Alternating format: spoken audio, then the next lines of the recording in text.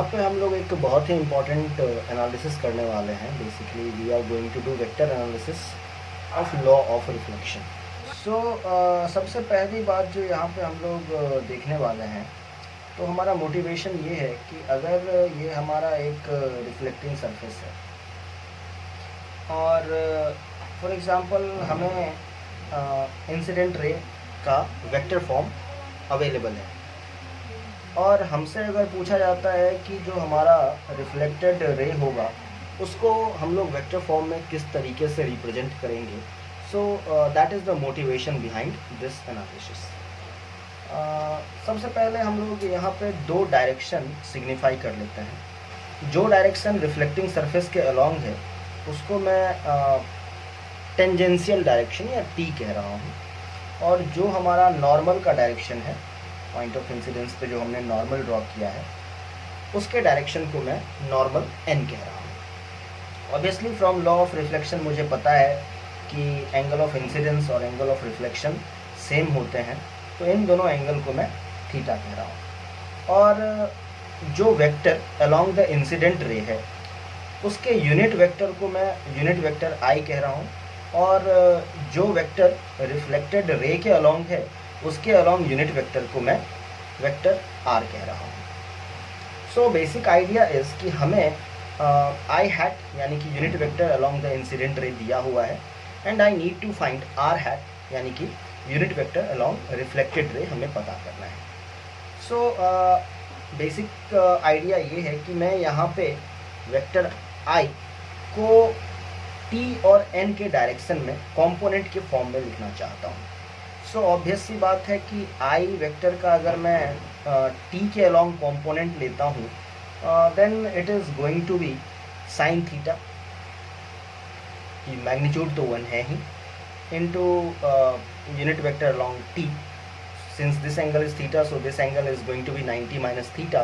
तो हम लोग अगर यूनिट वेक्टर आई को कंपोनेंट करते हैं टी के along, so it will be 1 sine theta t hat. और अगर मैं इसका नॉर्मल वेक्टर के अलोंग कंपोनेंट लेता हूँ then it will be cos theta, but ये एन के ऑपोजिट डायरेक्शन में आएगा, therefore it will be minus cos theta, so plus minus cos theta n cap. और अगर मैं आर हैट के बारे में बोलूँ तो आर हैट का जो टी वेक्टर के अलोंग टी हैट के अलोंग कंपोनेंट होगा, अगेन वो हमारा साइन थीटा टी हैट ही होगा, क्योंकि ये एंगल भी 90 माइनस थीटा होने वाला है।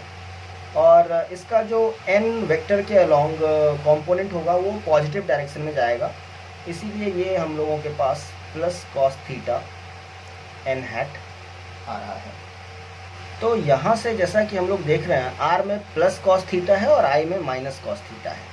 तो बेसिक आइडिया ये है कि अगर मैं इसमें plus 2 cos theta N hat add कर दूँ तो I vector will convert into R vector. So I just want to write कि R vector is equal to vector I plus twice of cos theta N hat. और obvious सी बात है कि आई vector और एन दोनों ही यूनिट वेक्टर हैं, दोनों के बीच का एंगल थीटा है। तो यहाँ से हम लोग कह सकते हैं कि आई डॉट एन अगर मैं कहूँ then it is going to be minus cos theta. Minus इसीलिए क्योंकि अगर हम लोग एंगल देखें आई वेक्टर और एन वेक्टर का तो वो थीटा नहीं पाई माइनस थीटा होगा, क्योंकि ये जो पॉइंट है that is the meeting point of जो हमारा आई हैट है उसका हेड आ रहा है और जो एन हैट है उसका टेल आ रहा है। दोनों का अगर हेड मैच करता है या दोनों का अगर टेल मैच करता है इस पॉइंट पे तो आई हैट और एन हैट के बीच के एंगल को हम लोग थीटा कह सकते थे, लेकिन that is not the case. Head tail meeting point है यहाँ पे, इसलिए इस एंगल को हम लोग आई और एन के बीच का एंगल नहीं कह सकते हैं। सो बेसिकली आई और एन के बीच का एंगल पाई माइनस थीटा है, और इसी वजह से हम लोग आई डॉट एन को माइनस कॉस थीटा यानी कि cos of pi minus theta लिख रहे हैं। So I have got an equation for cos theta. Basically from here I can say that my cos theta is equal to negative of I dot n. और अब finally we are ready to write my r vector. So my r vector r hat is going to be I plus 2 cos theta के जगह पे मैं लिख रहा हूँ minus I dot n into n hat। So the final thing is r hat is equal to I minus 2 into I hat dot n hat multiplied with n hat. So this is the final representation of r hat. So we are going to discuss the concept of two plane mirrors. Those are inclined to each other. तो imagine कीजिए कि हमारे पास दो plane mirror है और दोनों एक दूसरे को फेस कर रहे हैं, और जैसे कि नाम की बात रह गई तो मैं इसको M1 कह रहा हूँ और इस प्लेन मिरर को मैं M2 कह रहा हूँ, और ये जो है इन दोनों मिरर का पॉइंट ऑफ इंटरसेक्शन O है। और लेट अस से कि यहाँ पे कोई ऑब्जेक्ट रखा है, let us call it P, और मैं ये भी बता रहा हूँ कि P का M1 के साथ जो एंगल है वो अल्फ़ा है और M2 के साथ जो एंगल है वो फाई है, और मैं ये भी कह रहा हूँ कि एंगल M1 O M2 जो है, यानी कि दोनों प्लेन मिरर के बीच का एंगल, जिसको कि आप अल्फ़ा प्लस फाई भी कह सकते हैं, I will call it theta, यानी कि दो प्लेन मिरर्स हैं, दोनों के बीच का एंगल थीटा है और दोनों के बीच में एक ऑब्जेक्ट P हमने प्लेस किया है। नाउ कंसेक्यूटिव रिफ्लेक्शंस की वजह से कई सारे इमेज बनेंगे, उन इमेजेस के बारे में हमें यहाँ पे स्टडी करना है। तो सबसे इम्पॉर्टेंट प्रॉपर्टी तो ये है कि हमारे जितने भी इमेज बनेंगे वो एक सर्कल पे लाई करेंगे, और उस सर्कल का जो सेंटर हो जाएगा वो होगा ये पॉइंट O, जो कि दोनों मिरर का पॉइंट ऑफ इंटरसेक्शन है। तो O को सेंटर और P को सर्कल का एक पॉइंट मानते हुए, P हमारा ऑब्जेक्ट है, सर्कल का एक पॉइंट मानते हुए हमने एक सर्कल ड्रॉ कर दिया है। And now I am just claiming that my every image of P will lie on this circle. चलिए अभी बात कर लेते हैं कि इमेजेस कहाँ कहाँ और कैसे कैसे फॉर्म करेंगे। तो इसके लिए जो सबसे पहले हमें देखना है कि M1 की बात कर लेते हैं। तो P का पहला इमेज M1 जो बनाएगा, सिंस ये एंगल अल्फ़ा है तो उतना ही डिस्टेंस पे इसका इमेज भी बनेगा, यानी कि अल्फ़ा ऊपर आप गए हैं तो आपको P मिला है M1 से, तो आपको M1 से अल्फ़ा एंगल नीचे आना है और यहाँ पे आपको P का पहला इमेज मिल जाएगा। सो let us call it I1, और ये जो एंगल हो जाएगा ये अल्फ़ा ही रहेगा, सो let us call it alpha. और फाई M2 से अगर आप फाई नीचे आते हैं तो आपको P मिला है, तो इसका इमेज, P का इमेज जो M2 बनाएगा वो अपने से फाई एंगुलर डिस्टेंस पे बनाएगा। कहने का मतलब है कि आपका जो दूसरा इमेज बनेगा I2 वो कहीं यहाँ बनेगा, and this angle will be equal to phi. Now I1 will act as an object for M2। I1 जो कि M1 ने P का इमेज बनाया, तो ये जो I1 है वो M2 के लिए एज एन ऑब्जेक्ट काम करेगा। और अगर मैं इसका एंगुलर डिस्टेंस मेजर करूँ M2 से, तो ये एंगल अल्फ़ा है हमारा और दोनों मिरर के बीच का एंगल थीटा है। तो कहने का मतलब है कि जो नेट एंगुलर डिस्टेंस हो गया I1 का M2 से, वो अल्फ़ा प्लस थीटा हो गया इन क्लॉकवाइज डायरेक्शन। तो एंटी क्लॉकवाइज डायरेक्शन में M2 से एंटी क्लॉकवाइज डायरेक्शन में alpha plus theta angular distance पे I1 का एक और इमेज बन जाएगा। सो let us say here we are going and I will have I3 जो कि M2 से ये एंगुलर डिस्टेंस हमारा अल्फ़ा प्लस थीटा हो जाएगा। सिमिलरली वी कैन से कि हमारा जो I2 है ये वो M1 के लिए अगेन एक ऑब्जेक्ट का काम करेगा।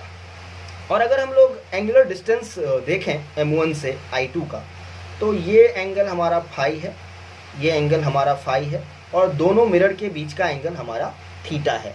तो कहने का मतलब है कि M1 से I2 का जो एंगुलर डिस्टेंस है वो फाई प्लस थीटा है एंटी क्लॉकवाइज डायरेक्शन में। तो इसका जो इमेज बनेगा M1 से क्लॉकवाइज डायरेक्शन में at same angular distance, that is phi plus theta पे आ जाएगा। तो लेट अस से यहाँ पे हमारा I4 बन रहा है। सो हमारा जो I4 बन रहा है वो M1 से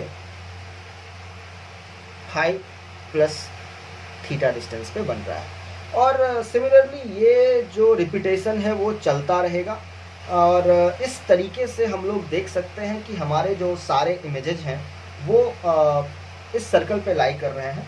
और जहाँ तक बात रही नंबर ऑफ इमेजेस को काउंट करने की, तो यहाँ पे हम लोग एक टेबल बना रहे हैं, और मैं यहाँ पे लिख रहा हूँ कि angular position of images formed by M1, और यहाँ पे मैं लिख रहा हूँ कि इमेजेस फॉर्म्ड बाय M2। तो अभी ध्यान दीजिएगा, M1 जो है वो पहला इमेज अल्फ़ा पे बना रहा है, और M2 जो है अपना पहला इमेज हाई पे बना रहा है। नाउ दूसरा इमेज M1 जो बना रहा है वो कहाँ पे बना रहा है, वो बना रहा है फाई प्लस थीटा पे। So let us write phi plus theta पे, यानी कि हमारा जो I2 था वो M1 के लिए ऑब्जेक्ट का काम कर रहा था, और उसका इमेज I4 बनाया M1 ने, and that is at a distance phi plus theta. Similarly अगर हम लोग बात करें M2 के सेकेंड इमेज की, तो I1 was acting as object for M2, और उसका इमेज I3 बनाया M2 ने at a distance alpha plus theta. So I will get alpha plus theta.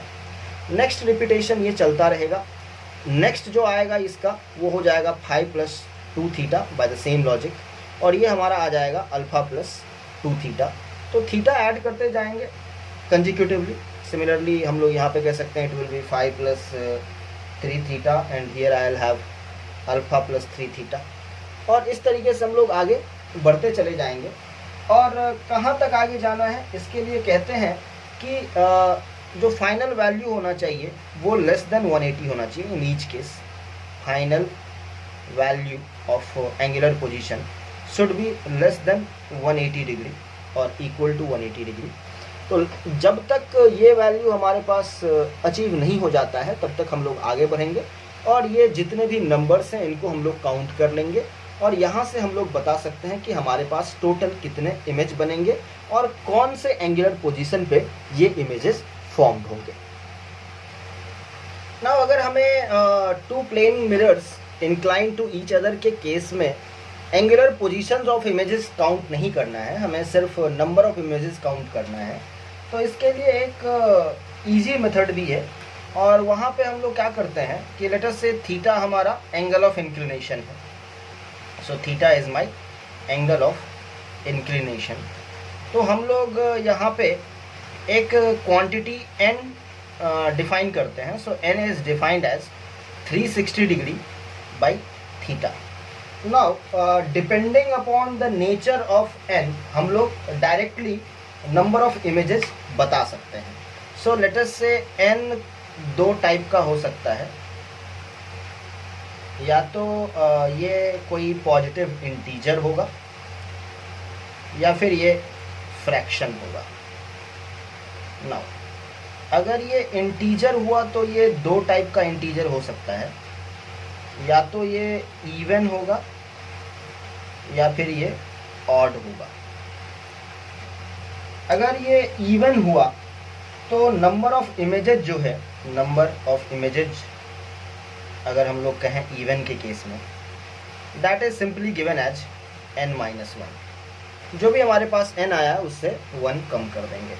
अभी ऑड के केस में हमारे पास 2 सर्कमस्टांसेस हो सकते हैं कि हमारा जो ऑब्जेक्ट है वो है is at angle bisector of 2 mirrors.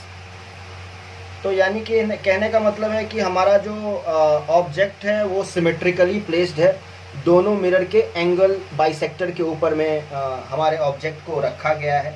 In that case also हमारा जो नंबर ऑफ इमेजेस आ जाएगा, so in this case also the number of images is equal to n-1। लेकिन अगर ऐसा नहीं हुआ, कहने का मतलब है कि हमारा ऑब्जेक्ट जो है is not at angle bisector, यानी कि हमारा जो ऑब्जेक्ट है वो सिमेट्रिकली नहीं रखा हुआ है। इन दैट केस जो हमारा नंबर ऑफ इमेजेस हो जाएगा that will be simply n। यहाँ पे हम लोग n-1 नहीं करने वाले हैं। और जहाँ तक बात रही कि हमारा ये फ्रैक्शन अगर आ गया और ये इंटीजर नहीं है, देन हम लोग n से जो नियरेस्ट इवन इंटीजर रहेगा, सो नियरेस्ट इवन इंटीजर, जो भी हमें नियरेस्ट इवन इंटीजर मिल जाएगा n से, and that will be the number of total images in this case. So हम लोग केस वाइज इसको कैटेगराइज कर सकते हैं और नंबर ऑफ इमेजेस यहाँ पे हम लोग बता सकते हैं।